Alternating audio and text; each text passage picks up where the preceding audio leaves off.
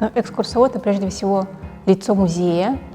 Я думаю, что специалист, который сопровождает гостей, ну, в нашем случае посетителей, и знакомит их с неизвестной для них информацией. Ну, наверное, то же самое примерно, что и быть учителем. Нести свет знаний в массы всем, кто хочет узнать что-то новое, хочет что-то понять для себя, найти, может быть.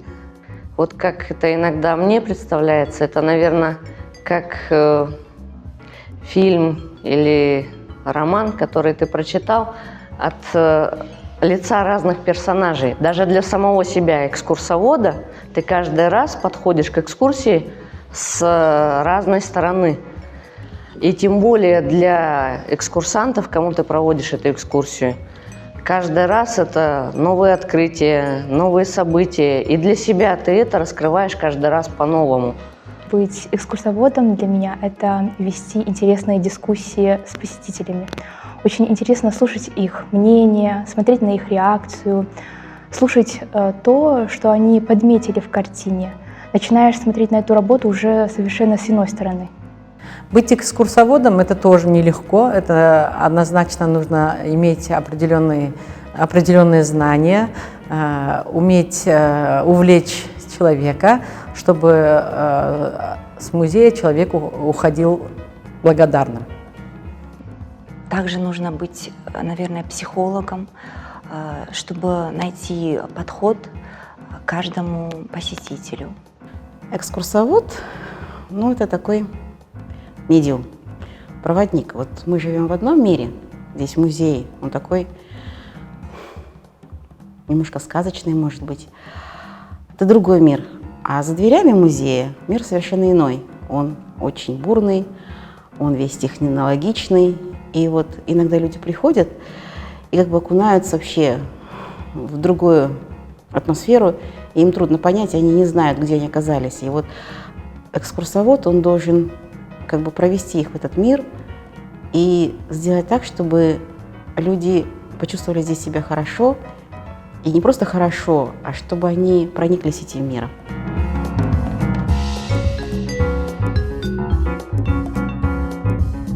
Ну, так как я в этой сфере совсем недавно, то я хорошо помню этот опыт.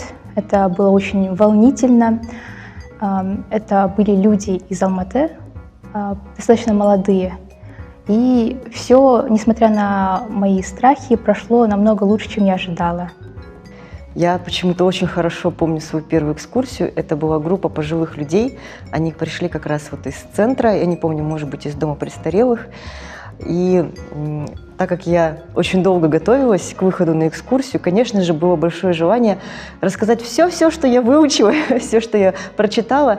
Было желание большое выговориться. И, конечно, это слишком большой объем информации для одной экскурсии. И мои бабушки, дедушки где-то примерно в 4-5 зале уже притомились. Они захотели посидеть, отдохнуть. И мы, к сожалению, не прошли все залы, они уже устали и пошли домой, но они были довольны. Первая экскурсия была для молодой пары. Один из наших сотрудников меня вывел и сказал, они не знают много и больше, чем ты. И таким образом мне пришлось идти.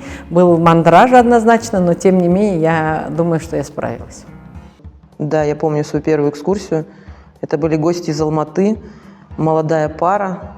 Они были очень воодушевлены походом в наш музей, и поэтому мне и запомнились. Они с восторгом восприняли особенно коллекцию казахстанских художников и даже поделились опытом, что они знакомы лично с какими-то художниками, работы которых висят в наших экспозициях.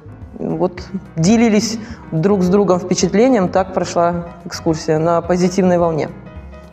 Самую первую экскурсию я не помню, но я помню одну, первые экскурсии были очень волнительные, и на одной из экскурсий пришла семья, и я им рассказывала именно о голландской живописи, то есть было очень много информации, постепенно эта информация укорачивалась, более становилась актуальной именно для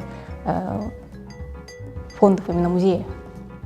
Это были студенты медицинского университета, и на тот момент я выучила все, что можно было, и мне хотелось все, что я выучила, рассказать. Мы прошли только второй этаж. Второй этаж занял у нас 2 часа. Студенты просто умаялись, они уже были готовы сидеть на всех стульчиках, которые только можно, и сказали, что дальше им не надо. Вот, потому что в свою первую экскурсию я решила высказать полностью, выговорить все, что на тот момент в голове было. Была заказная экскурсия, я ее провела очень даже хорошо. И у меня было такое счастье, такое как бы чувство исполненного долга. Я проводила гостей, потом бежала, я не шла, я бежала до кабинета, уже как бы звала всех, что я это сделала, что я этот путь прошла.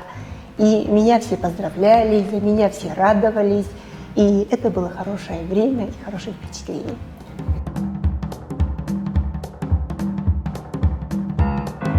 Очень интересно рассказывать для тех людей, которые тебя внимательно слушают и в итоге благодарят. Любой человек, который начинает слушать и задавать вопросы, так или иначе вызывает в тебе симпатию и желание рассказать, показать и пообщаться с этим человеком.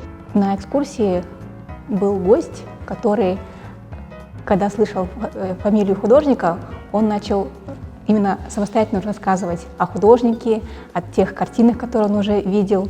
То есть был уровень общения уже совершенно другой, нежели именно с детьми и так далее. То есть уровень подготовки именно это очень, гости был намного выше, и это было очень запоминающееся. Ну, наверное, те, которым интересно все-таки, которых не привели просто за компанию или не насильно, не уговорили, не в обязанность которым прийти к нам в музей, а те, которые пришли с желанием, с интересом, с любовью к искусству, любознательность, которую проявляют, задают интересные вопросы. Ну и примерно такие интересные, конечно. Я сама экскурсовод очень эмоциональный, и поэтому мне в основном симпатизируют такие же люди. Я люблю во время экскурсии с посетителями контактировать. Я люблю получать от них эмоции. Я люблю, когда они мне отвечают тем же. То есть таким образом я понимаю, что я доношу информацию им доступно. И меня это удовлетворяет. Нравятся посетители, которые реагируют на твою речь, на то, что ты рассказываешь, выражают какие-то эмоции. А в этом плане очень сложно было во время пандемии, когда посетители носили маски медицинские, и половина лица была скрыта. Было непонятно порой, что человек чувствует, когда ты ему рассказываешь экскурсию. Непонятная реакция, потому что только по глазам порой не определить. Вот. И в этот момент было очень сложно. Поэтому, когда посетители сдерживаются на экскурсиях, например, такие люди попадаются, с ними очень сложно. Поэтому не сдерживайтесь, выражайте свои эмоции.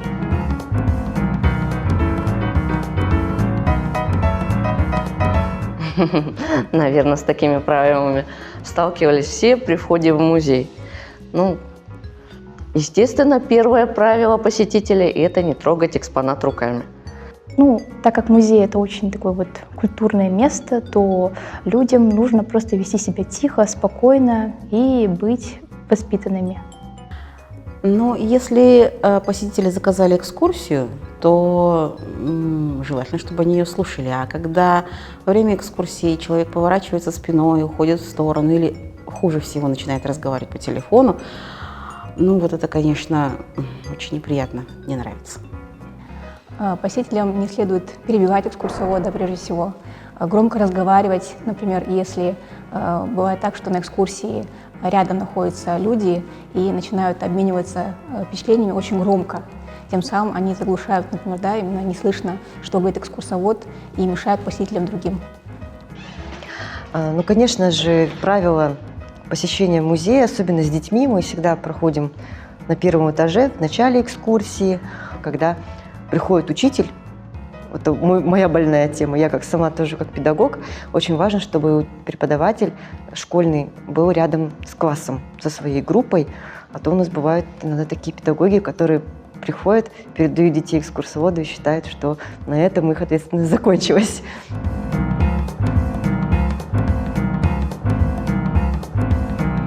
Однозначно, это почему семья Невзоровых подарила коллекцию нашему музею. Оригинальные ли картины перед вами? И также часто интересуются насчет цены работы. Ну, конечно же, все они у нас бесценны. Поскольку посетители зачастую всегда немножко невнимательные, и когда только заходят, они еще ориентируются, первый вопрос возникает: а Невзоров это художник или нет? Хотя ты уже объяснил, что это коллекционер. Интересуют зрителей в первую очередь какие-то вопросы из жизни художников, история там картины, как писалась, где живет, чем жил, чем питался, на ком женился, когда родился художник, и какие-то интересные истории из жизни именно художников. Вот это интересно посетителям. Где у вас Джоконда? Ну, это правда задают такой вопрос. Вопросов задают много. Некоторые из них бывают курьезные, даже эти вопросы. Например, у нас в каждом зале установлена система поджаротушения, определенные сигнальные таблички, которые подсвечиваются, иногда моргают. И есть у нас такая надпись «Порошок, не входи». И вот многие посетители замечают эти, конечно же, таблички и спрашивают, что это означает, что означает «Порошок, не входи». И мы им уже тогда объясняем, что это система пожаротушения. Раздражает вопрос, когда спрашивают: а у вас хорошо охраняется все это? Да, у нас муха не проскочит и мышь не пролетит, как говорится. Но мне чаще всего на экскурсии задают вопрос, после экскурсии уже непосредственно: а как вы это все запомнили? Либо еще другой вариант бывает так, что: а вы сами рисуете, а что вы заканчивали?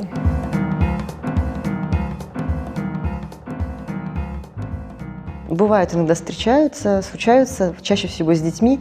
Например, была школьная группа детей младшего возраста на экскурсии.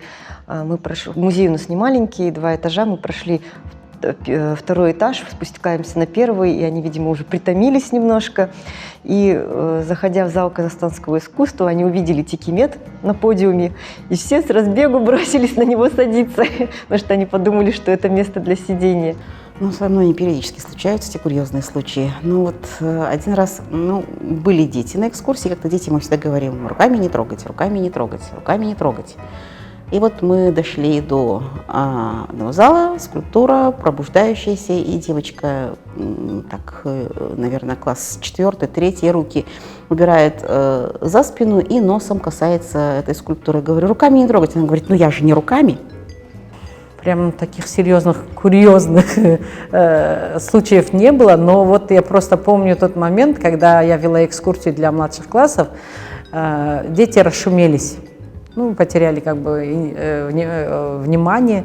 И в этот момент я стала говорить о том, что в этом особняке когда-то жил купец, и сейчас наши охранники слышат звуки, шаги, и они все это как-то так собрались. И в итоге мы, когда уже выходили из экспозиции, мне было смешно от того, что не дети спрашивали, а педагог подошла и потихонечку мне на ушко шепчет: это правда, что у вас здесь бродят какие-то привидения?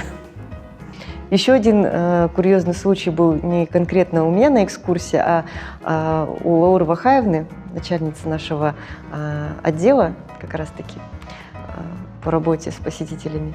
Она вела экскурсию, опять же, у маленьких детей. Вышло так, что я находилась в соседнем зале и прекрасно слышала, о чем они говорили. И она подводит вот к этому гобелену замечательному и так задает вопрос, а там дети были совсем маленькие. Она говорит: вы знаете, что это такое, ребята? Это гобелен. А вы знаете, кто это сделал? И одна девочка, она, видимо, до этого отвлеклась, и тут включается на этот вопрос и такая: это не я, на полном серьезе. Это было очень смешно. Она подумала, что она, видимо, так внезапно включилась, подумала, что ее в чем-то обвиняют. Но одной из тоже среди первых экскурсий у меня была самая короткая моя экскурсия, 5 минут. Но тем не менее она была не менее интересная, и человек оставил отличный отзыв, просто потому что у него уже через полчаса был самолет. Мы галопом по Европам обежали 20 залов, и он был в восторге. Приводили гостей иностранных без переводчиков, и мы никто не говорили на языке, на котором говорят гости. Поэтому был случай, когда я проводила экскурсию с Гуглом-переводчиком. Вот это, конечно, не забыть такую экскурсию. Ну, как таковых прямо курьезных я и не могу вспомнить, но были случаи, когда, видимо, человек очень сильно увлекается нумерологией, и когда я начинаю говорить каких-либо художников, что-то начинали спрашивать год рождения, дата, скажите, когда вот именно день рождения и так далее. Вот именно зацикленная была она на этих цифрах, и я понимала, что она хочет таким образом вычитать личность человека или же вот именно с своей точки зрения сделать подход к этим художникам.